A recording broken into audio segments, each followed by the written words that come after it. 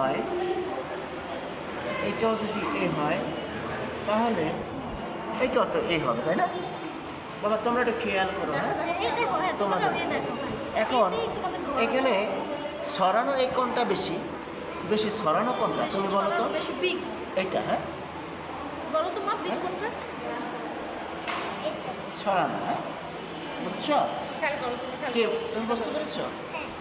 যদি আমরা এ লিখতে চাই তাহলে এদিকের রেখাটা এদিকের রেখাটা দুইটা তো একই মাপের হইতে হবে, তাই না? নাকি আমরা একটা এরকম দেই আর একটা এত বড় দিই, এরপরে লিখি কখনো?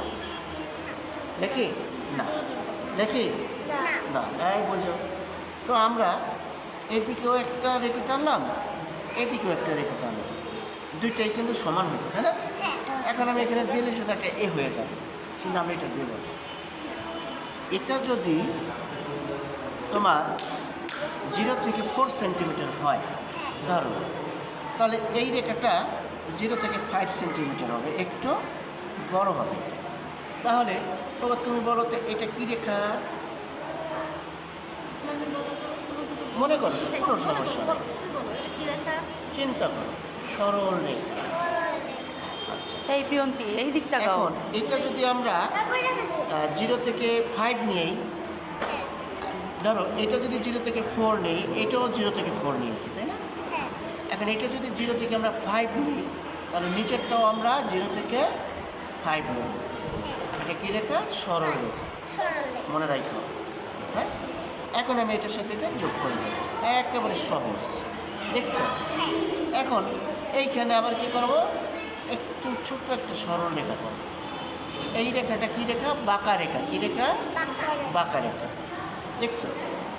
এখন এদিকে ধরো এইখান থেকে শুরু হবে, এখান থেকে একটা লম্ব রেখা টানবো। হ্যাঁ লম্ব রেখা টানছে, এই রেখা আর এইখানে দেবো না, কিন্তু একটু ভিতরে নিয়ে এইটা যতটুকু মাপের দিয়েছি এইখানে সেই একটু মাপের একটা রেখা টানবো। এখানে এই রেখাটার এই রেখাটা দুটো সমান হয়েছে না? এই মাপের হয়েছে না? আচ্ছা দেখো তো, এই রেখাটা, এই যে রেখাটা টানলাম, এই তিনটা রেখার মধ্যে কোন রেখাটা বড় বেশি? ঠিক আছে, বাহ সুন্দর। তাহলে তোমরা কি বুঝতে পেরেছো যে এই রেখাটা সমান, এইটা একটু বড়, এইটা আর এইটা যদি 4 হয়, এই দুইটা একটি 5 হবে, মানে একটু বড় হবে।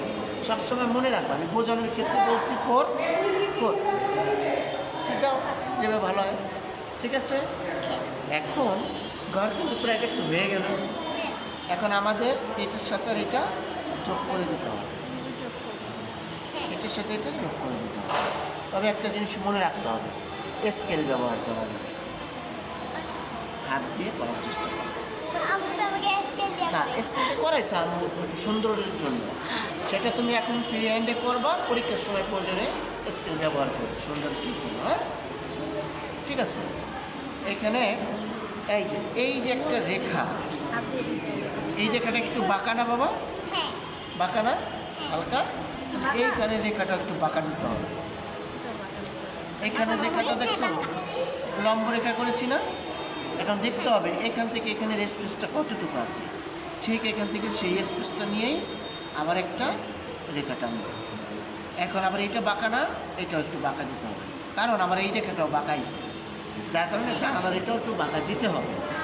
খেয়াল রাখবো হ্যাঁ সবাই।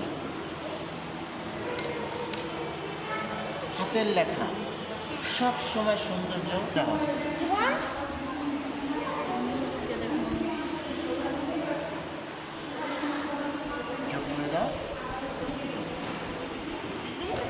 এটা কার খাতা?